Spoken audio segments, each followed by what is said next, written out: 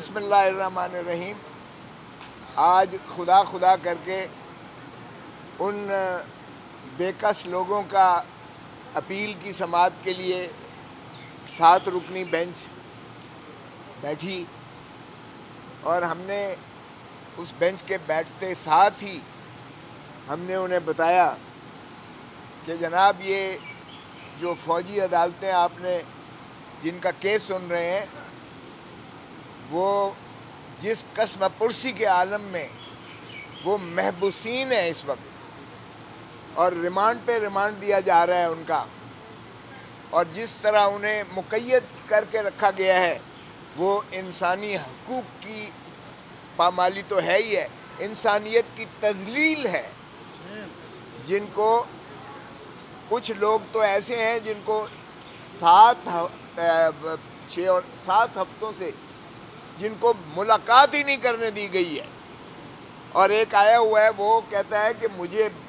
اس کا باپ ہے، وہ کہتا ہے مجھے یہ نہیں پتا کہ میرا باپ زندہ ہے کہ مر گیا ہے.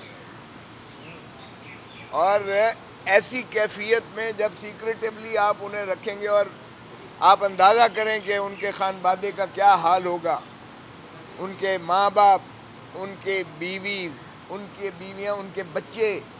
ان کے دیگر لواحقین، وہ کس تذبذب، کس کرب اور اذیت سے گزر رہے ہوں گے. اور حفیظ اللہ نیازی صاحب بھی آئے ہوئے ہیں، ان کے بیٹے حسام نیازی کو بھی ایگزیکٹلی یہی ہے، انہوں نے بھی کھڑے ہو کر اپنا استدلال کیا کہ جناب مجھے بھی بیٹے سے بھی نہیں ملنے دیا گیا اتنا عرصے سے. اور پھر جن کو کچھ لوگوں کو، کچھ خاندانوں کو ملنے دیا گیا ہے، راجہ سلمان اکرم نے بتایا کہ جناب ان کو زنجیروں میں لایا جاتا ہے، ان کے پاؤں میں بھی کڑیاں ہیں، ہاتھوں میں بھی پیچھے سے ان کو جو ہے کڑیاں مار کے، اور اوپر چہرے پر کالا ہڈ پہنا کر ان کو جو ہے ملاقات کروائی جاتی ہے. چہرہ نہیں ان کا دیکھنے دیا جاتا ان کو. اب کیا تشدد کا عالم ہے، اور سر پر پھر جو ہے جس طریقے سے کھڑے ہو کر وہ ملاقات ان کی ہوتی ہے، وہ کیا کہے گا جو انہی کی بعد میں تحویل میں بھی ہے اور جس اذیت اور کرب سے اسے لایا گیا ہے. پھر کسی کو جو ہے باہر نکلنا، چلنا یا تھوڑا بہت جو ہے اپنے آپ کو سیدھا کرنے کی بھی گنجائش اور اجازت نہیں ہے. یہ اگر پریزن رولز دیکھیں تو اس کی بھی خلاف ورزی ہے، اور یہی ان کی استدعا تھی کہ خدا را ہمیں جیل بھیج دیجئے گا تاکہ جیل کے قواعد اور ضوابط ہمارے اوپر اطلاق ہوں اور ہمیں کچھ سانس لیں. یہاں سے شروعات ہم نے کی ہے، اور پھر بینچ نے ان کو، اٹارنی جنرل کو کہا کہ یہ کیا ہو رہا ہے. انہوں نے کہا جی کہ یہ پہلے تو آپ نے حکم دیا تھا تو ملاقات میں نے کروا دی تھی، اب انہوں نے باہر کا سختی سے کہا ہے کہ اس پر جو ہے ان کو دیکھیے گا، اور انسانی حقوق کی جو ہے اور قانون کی اور عملداری کے مطابق ان کی جو ہے ملاقاتیں بھی کی جائیں، اور یہ زنجیریں اور ہڈ پہنا کر ان کے ساتھ جو حال کیا جا رہا ہے. مجھے تو لگتا ہے کہ اٹارنی جنرل بھی بے بس ہے اور یہ عدلیہ بھی بے بس ہے. اس لیے بے بس ہے کہ اگر بار بار کہنے کی ضرورت پڑتی ہے کہ یہ ان کے ساتھ سلوک کریں، تو ہم نے تو چاہا کہ جی فیصلہ کیجئے گا، آپ خدا را فیصلہ کریں، اور ڈے ٹو ڈے اس کو چلائیں، روز بنا پر چلائیں.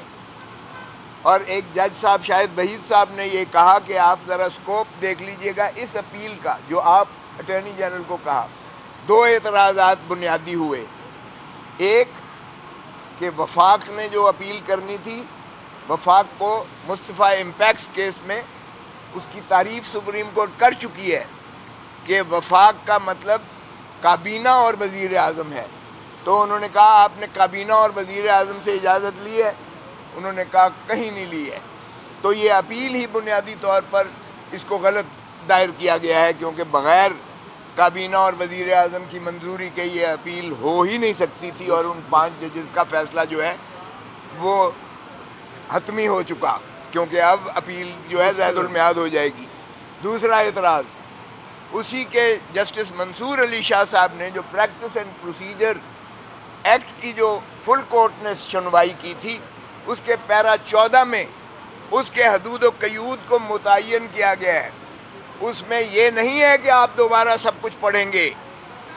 بلکہ آپ اسی فیصلے میں یعنی ایک ریویو کے انداز میں اسی میں بتائیں گے. یہ نہیں ہے کہ آپ نئے سرے سے ساری بحث اب شروع کر دیں اور عدالت کا بھی وقت ضائع کریں. اور یہ تو وہ شاہد وحید صاحب نے، جسٹس شاہد وحید صاحب نے اس کی توجہ مبذول کرائی اور ان سے جواب دہی کی. تو اس کے اوپر پھر کچھ متفرق درخواستیں تھیں بار ایسوسیشن کی طرف سے، جو حامد خان صاحب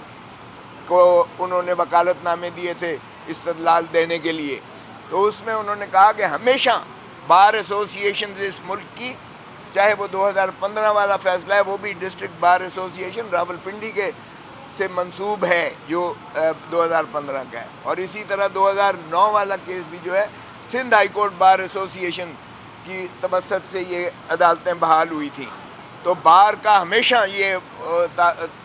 ایک چولی دامن کا ساتھ ہوتا ہے، جہاں آئین کی پامالی ہو بار ایسوسیشنز اور بار کونسلز یعنی کالا کوٹ اور وکلاء ہمیشہ اس کا تحفظ کرنے کے نہ صرف اپنے ضابطے کے تحت ان پہ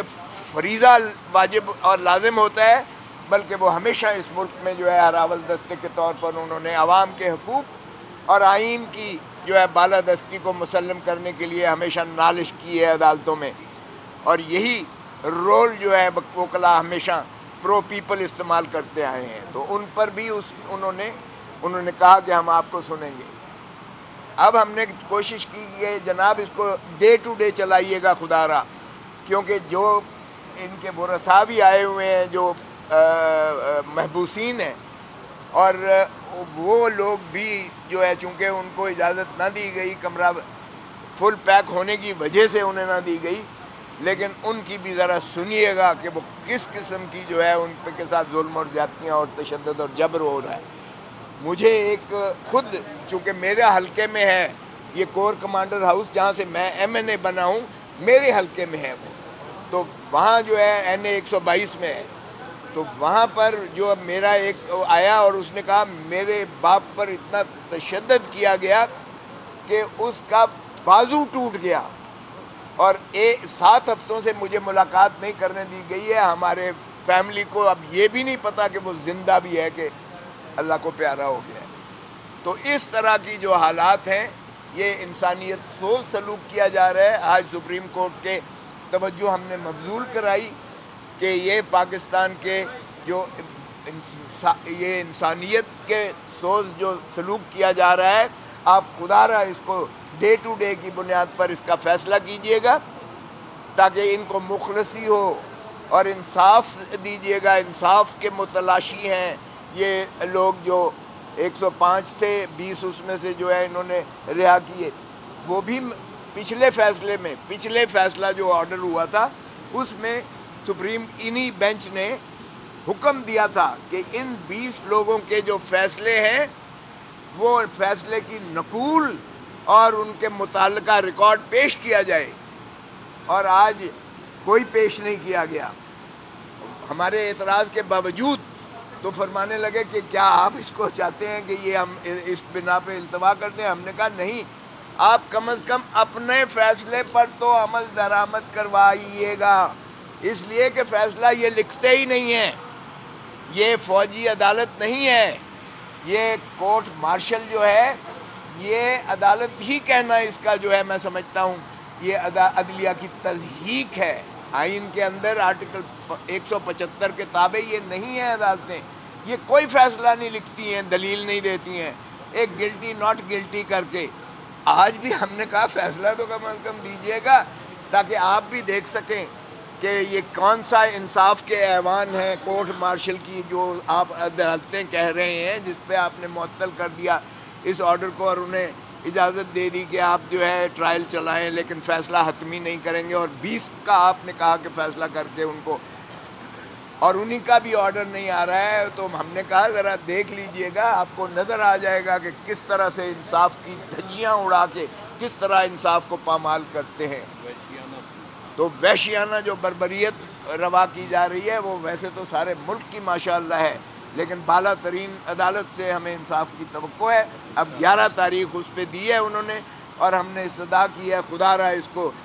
ڈے ٹو ڈے روزانہ کی بنیاد پر سن کر اس کو یکسو کیجیے گا، اس کا فیصلہ کیجیے گا پاکستان کی عوام، اور پاکستان کا آئین